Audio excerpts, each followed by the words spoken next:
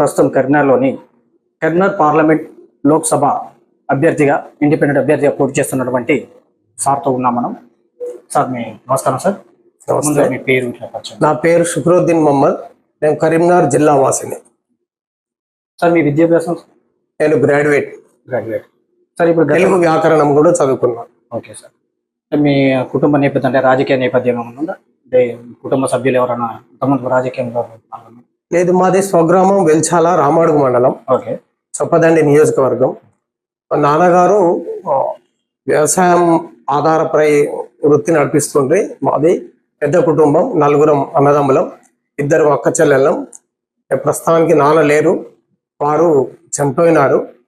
వారు ఊళ్ళో కొద్దిగా పెద్ద మనిషి లాగా ఉండే, చిన్నగా ఏమన్నా మా కుల సంబంధించినటువంటి ఇరుగు పొరుగు వాళ్ళ పంచాయతీలు పెద్ద మనిషిగా పనిచేస్తుండే. మీరు గ్రాడ్యుయేట్ చేశారు కదా సార్, అంటే ఎందుకు మీరు రాజకీయ రంగాన్ని ఎంచుకున్నారు? అంటే నాకు చిన్నప్పటి నుండి ఒక ఆలోచన ఉండేది.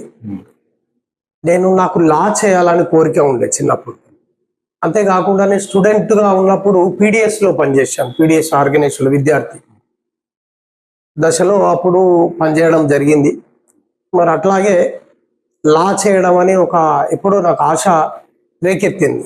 అప్పటి నుంచి ఆ లా చేయాలని కోరికతోటి నేనేం చేసినట్టే దానికి సంబంధించినంత వరకు నేను డిగ్రీ చేసేటప్పుడు అడ్వకేట్స్ తోటి కొద్దిగా కమ్యూనికేట్ అయ్యి, అప్పుడు బార్ అసోసియేషన్ అని ఉంటుంది, అడ్వకేట్ బార్ అసోసియేషన్ కోర్టులో, దానిలో పనిచేసుకుంటూ కూడా నేను డిగ్రీ చదవడం జరిగింది. అంటే ఇప్పుడు గతంలో మీరు ఏదైనా రాజకీయ పార్టీలో పనిచేశారా సార్? నేను మొట్టమొదటిగా కాంగ్రెస్ పార్టీలో పనిచేశాను. నా డిగ్రీ అయిపోయిన తర్వాత ఇండిపెండెంట్గా నేను మా గ్రామంలో వార్డు సభ్యునిగా పోటీ చేసినప్పుడు ఓడిపోవడం జరిగింది 3 ఓట్లతోటి. దెన్ ఆఫ్టర్ మళ్ళీ 5 సంవత్సరాలకు వార్డు మెంబర్గా ఎన్నికైన. అప్పుడు 1998లో కాంగ్రెస్ పార్టీకి సంబంధించిన సేవాదల్లో రాజకీయ శిక్షణ తీసుకోవడం జరిగింది. కరీంనగర్ జిల్లాలోనే 10 జిల్లాల, తెలంగాణ 10 జిల్లాల అప్పుడు రాజకీయ శిక్షణ ఏర్పాటు చేశారు. దాంట్లో సేవాదల్ అనేది ఒక విభాగం కాంగ్రెస్ పార్టీలో, దానిలో రాజకీయ శిక్షణ ఇచ్చారు. 11 రోజుల పాటు శిక్షణ తీసుకున్న వాళ్ళు ఢిల్లీ డెలిగేట్స్ ఇక్కడ వచ్చి శిక్షణ ఇవ్వడం జరిగింది. తదనంతరం 2001లో ఈ టిఆర్ఎస్ పార్టీ పుట్టినప్పుడు మన తెలంగాణ ఆకాంక్ష బలంగా ఉండే, అప్పుడు మేము చదువుకున్న విద్యార్థులం అందరం కూడా నిరుద్యోగులం ఉండి, మరి మన తెలంగాణ మనకు రావడం కొరకని ఈ పార్టీ పుట్టినప్పుడు ఆ పార్టీలో సభ్యత్వం తీసుకున్నా. అప్పటి నుండి కంటిన్యూగా రాష్ట్ర స్థాయి వరకు కూడా ఒక రాష్ట్ర కార్యదర్శిగా కూడా టిఆర్ఎస్ పార్టీలో, ఇప్పుడున్న బీఆర్ఎస్ పార్టీలో పనిచేయడం జరిగింది. నేను ఇప్పుడు జిల్లా పరిషత్ కోఆప్షన్ మెంబర్గా కరీంనగర్లో కొనసాగుతాను. Okay sir. అంటే ఇప్పుడు గతంలో ఉన్నటువంటి మాజీ 2 ఎంపీలు వాళ్ళు అంటే దాదాపుగా అనుభవం ఉన్నవారు, ఇప్పుడు మీరు కొత్తగా వస్తున్నారు సార్, వాళ్ళని తట్టుకోవడానికి అంటే పై ఎత్తులు అనేవి ఉంటాయి కదా, దాని మేనిఫెస్టో ఏ విధంగా తీసుకెళ్తున్నారు మరి ప్రజలను ఆకర్షించడానికి, ఓటర్లను ఆకర్షించడానికి? నా ముఖ్య ఉద్దేశం ఏంటంటే, ఈ భారతదేశంలో ఉన్నటువంటి యువత ముందుకు రావాలి, రాజకీయాల్లోకి రావాలి. ఒక చదువుకోవడం, ఉద్యోగాలు చేయడమే కాదు. సరే, ఉద్యోగాలు చేసే వాళ్ళు చేస్తారు, అందరికి ఉద్యోగాలు రావు.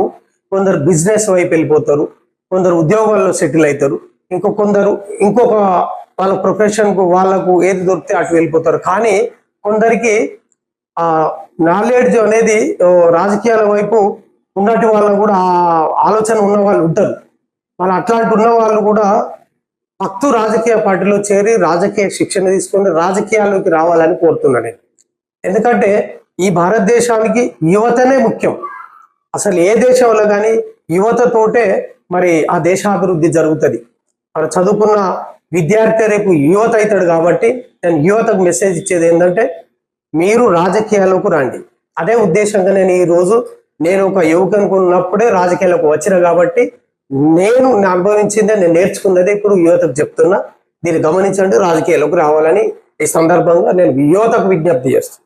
వాళ్ళ అభ్యర్థులు ఇప్పుడు కులం మీద, మతం మీద ఓట్లను అడుగుతున్నారు సార్, మీరు ఏ విధంగా ఓట్లను అడగారు ప్రజల్ని? కులాన్ని, మతాన్ని ముందు పెట్టి రాజకీయం చేసుడు అనేది ఎక్కడ కూడా కరెక్ట్ కాదు. ఇది చాలా తప్పు అంటున్నాను. ఈ భారతదేశంలో ఒక భిన్నత్వంలో ఏకత్వంగా ఉండేటువంటి ఈ దేశం, మరి భారత స్వతంత్ర పోరాటంలో కూడా చాలా మంది యువత చనిపోయినారు. అప్పుడు వాళ్ళ త్యాగ ఫలితం ఇప్పుడు మనం ఈ యొక్క స్వేచ్ఛ వాయులు పీల్చుకొని ఈ దేశంలో నివసిస్తున్నాం. మరి ఎంతో మంది చాలా మంది ప్రాణత్యాగం చేసారు. మరి అటువంటి సందర్భంలో మనం ఇప్పుడు ఉన్న దేశాన్ని మనం ఎందుకు కాపాడుకోవద్దు?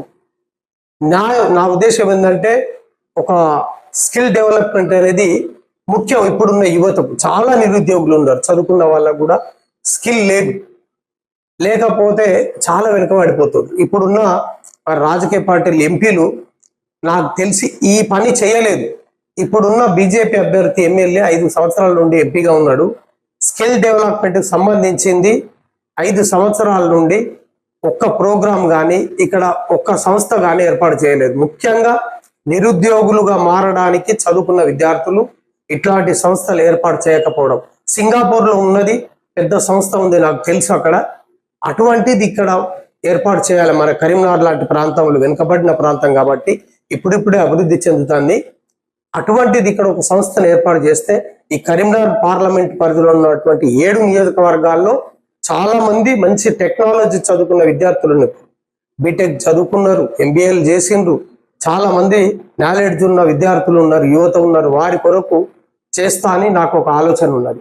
అంతేకాకుండా యువత కూడా ఇప్పుడు ఈ మాదక ద్రవ్యాలకు అలవాటు పడి ఈ గుట్కా లాంటి మత్తు పదార్థాలు, సిగరెట్లు, మొన్న వార్తలు చూసినట్టయితే ఇంకా చిన్న చిన్న పిల్లలు కూడా బిస్కెట్ల రూపంలో, చాక్లెట్ల రూపంలో వాళ్ళకి అలవాటు చేస్తారు.